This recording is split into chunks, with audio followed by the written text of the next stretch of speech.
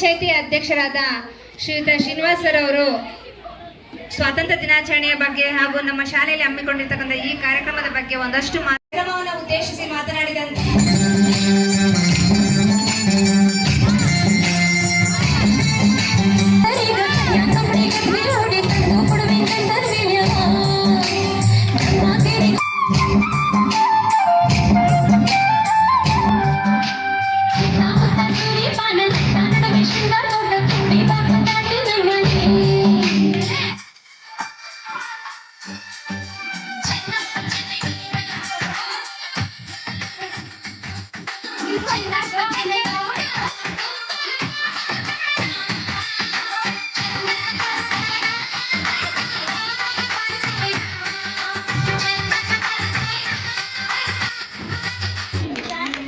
ಪ್ರಥಮ ಬಹುಮಾನ ಸಹನಾ, ಬಹುಮಾನ ಹರ್ಷಿತಾ,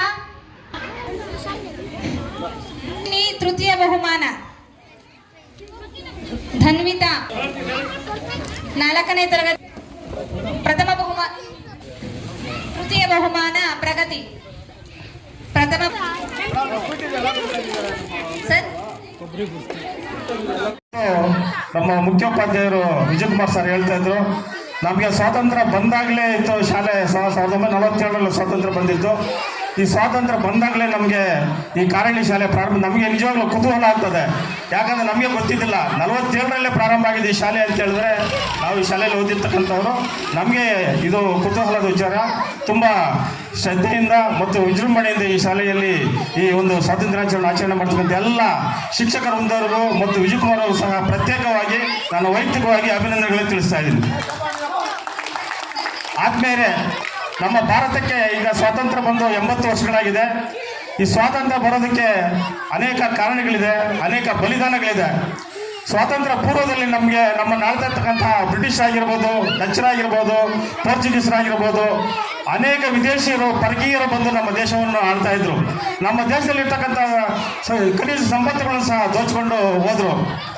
ಅದರ ಪ್ರತಿಫಲವಾಗಿ ಏನಾದರೂ ಮಾಡಬೇಕಂತ ಹೇಳ್ಬಿಟ್ಟಿದ್ದೆ ಅವತ್ತಿನ ದಿನಗಳಲ್ಲಿ ಮಹಾತ್ಮ ಗಾಂಧಿಯವರಾಗಿರ್ಬೋದು, ಸುಭಾಷ್ ಚಂದ್ರ ಬೋಸ್ ಅವರಾಗಿರ್ಬೋದು, ಭಗತ್ ಸಿಂಗ್ ಆಗಿರ್ಬೋದು, ಡಾಕ್ಟರ್ BR ಅಂಬೇಡ್ಕರ್ ಆಗಿರ್ಬೋದು, ಇನ್ನು ಅನೇಕ ಲಾಲ್ ಬಹದ್ದೂರ್ ಶಾಸ್ತ್ರಿ ಆಗಿರ್ಬೋದು, ಅನೇಕ ಮಹನೀಯರೆಲ್ಲ ಒಂದು ಸೇರಿ ಇವತ್ತು ಭಾರತಕ್ಕೆ ಏನಾದರೂ ಮಾಡಿ ಸ್ವಾತಂತ್ರ್ಯ ತಂದುಕೊಡ್ಬೇಕಂತ ಹೇಳ್ಬಿಟ್ಟಿದ್ದೆ. ನಮ್ಮ ಭಾರತಕ್ಕೆ ಸ್ವಾತಂತ್ರ್ಯ ತಂದುಕೊಡೋದು ಮಹಾತ್ಮ ಗಾಂಧಿಯವರ ನೇತೃತ್ವದಲ್ಲಿ ಎಲ್ಲರೂ ಒಂದು ಅನೇಕ ಬಲಿದಾನಗಳನ್ನು ಕೊಟ್ಟು ಸ್ವಾತಂತ್ರ್ಯವನ್ನು ತಂದುಕೊಡ್ತಾರೆ. ಈ ವಿದೇಶಿಯರನ್ನ ಓಡಿಸ್ತಾರೆ ನಮ್ಮ ಭಾರತದಿಂದ.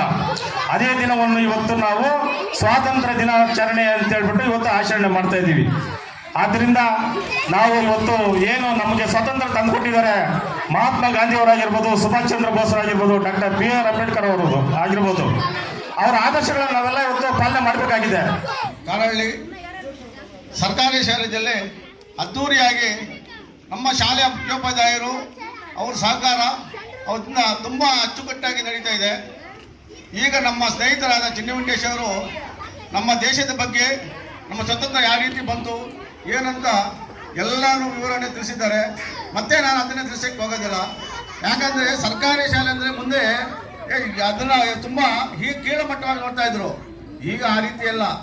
ಈಗ ನಮ್ಮೊಂದು ಖಾಸಗಿ ಶಾಲೆಗೆಲ್ಲ ಮುಂದೆ ಹೋಗ್ತಾ ಇದೆ ನಮ್ಮ ಸರ್ಕಾರಿ ಶಾಲೆಗೆ. ಯಾಕಂದರೆ ಈಗ ಬಂದ್ಬಿಟ್ಟು ಅಲ್ಲಿನ ಉಪಯೋಗದಾಯರಾಗಲಿ, ಶಾಲಾ ಶಿಕ್ಷಕರಾಗಲಿ ಎಲ್ಲರೂ ಅದಕ್ಕೆ ಸ್ಪಂದನೆ ಕೊಟ್ಟು ನಾವೇನು ಕಡಿಮೆ ಇಲ್ಲ, ಯಾಕಂದರೆ ಸರ್ಕಾರಿ ಶಾಲೆ ಏನು ಕಡಿಮೆ ಇಲ್ಲ ಅಂತ ಮಕ್ಕಳಿಗೆ ಅದೇ ವಿದ್ಯೆ ಒಂದು ಪ್ರೈವೇಟಲ್ಲಿ ಯಾವ ಥರ ನೋಡೋದು ಅದಕ್ಕೂ ಹೆಚ್ಚಾಗಿ ಇವತ್ತು ಓದಿಸ್ತಾ ಇದ್ದಾರೆ.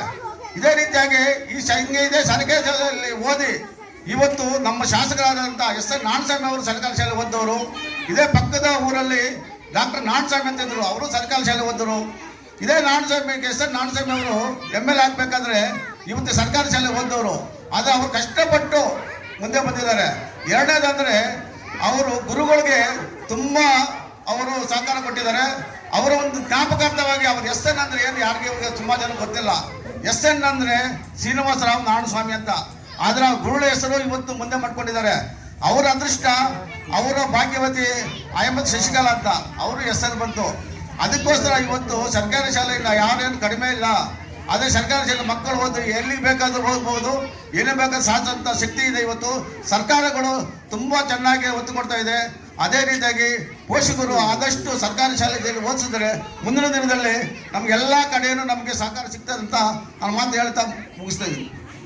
ಸವಿ ನೆನಪಿಗಾಗಿ ನಾವು ಇಡೀ ಭಾರತದಾದ್ಯಂತ ಪ್ರತಿಯೊಂದು ಮೂಲೆ ಮೂಲೆಗಳು ಹಳ್ಳಿಗಳಲ್ಲಿ ಸಹ ನಾವು ಈ ಒಂದು ಕಾರ್ಯಕ್ರಮವನ್ನು ಹಮ್ಮಿಕೊಂಡಿದ್ದೀವಿ, ಆಚರಿಸ್ತಾ ಬರ್ತಾ ಇದ್ದೀವಿ.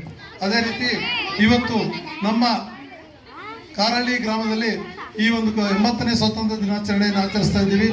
ನನಗೆ ತುಂಬ ಸಂತಸದಾಯಕ ಒಂದು ವಿಷಯ ಅಂತ ಕಾಣ್ತದೆ. ಕಾರಣ ಏನಪ್ಪ ಅಂದರೆ ಈ ಶಾಲೆ ಹೇಳಿದ್ನಲ್ಲ ಆಗಲೇ 47ರಲ್ಲಿ ಈ ಶಾಲೆ ಪ್ರಾರಂಭವಾಗಿದೆ. 1947ರಲ್ಲಿ ಸ್ವಾತಂತ್ರ್ಯ ಬಂದ ಕೂಡಲೇ ಈ ಶಾಲೆ ಪ್ರಾರಂಭ ಆಗಿದೆ.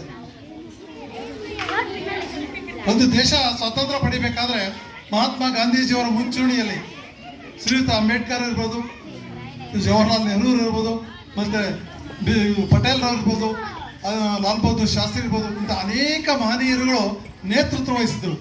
ಆದರೆ ಒಂದು ಕೆಲಸ ಆಗ್ಬೇಕಾದ್ರೆ, ಸುಗಮವಾಗಿ ಯಾವುದೇ ಒಂದು ಕೆಲಸ ಆಗ್ಬೇಕಾದ್ರೆ ಅವರು ನಮ್ಮ ನಾಯಕತ್ವ ವಹಿಸ್ತಾರೆ. ಅವರನ್ನು ನಾವು ಮುಂದುವರಿಸ್ಕೊಳ್ಬೇಕಾದ್ರೆ ನಮ್ಮ ಕೋಲಾರ ಜಿಲ್ಲೆಯಲ್ಲಿ ನೀವು ಕೇಳಿರ್ಬೋದು, ಕೋಲಾರ ಜಿಲ್ಲೆಯಲ್ಲಿ ವಿದುರಾಶ್ವತ್ಥ ಅಂತಿದೆ. ವಿದುರಾಶ್ವತ್ಥ ಅಂತಕ್ಕಂಥ ಕಡೆ ಈ ಜಲಿಯನ್ ವಾಲಾ ಬಾಗ್ ದುರಂತದಲ್ಲಿ ಏನು ನಡೀತೋ ಅದು ಈಗ ಚಿಕ್ಕಬಳ್ಳಾಪುರ ಜಿಲ್ಲೆ ಆಗಿದೆ.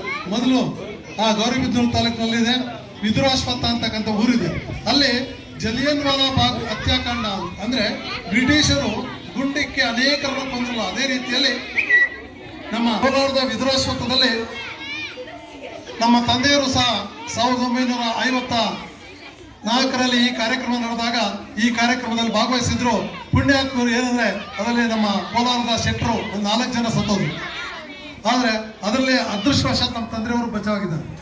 1952ರಲ್ಲಿ 6 ತಿಂಗಳ ಕಾಲ ಗುಲ್ಬರ್ಗಾ ಜೈಲಿನಲ್ಲಿ ನಮ್ಮ ತಂದೆಯವ್ರನ್ನ ಅರೆಸ್ಟ್ ಮಾಡಿದ್ರು ಬ್ರಿಟಿಷರು. ಕಾರಣ ಏನಪ್ಪಾ ಅಂದ್ರೆ ಸ್ವಾತಂತ್ರ್ಯ ಪೂರ್ವ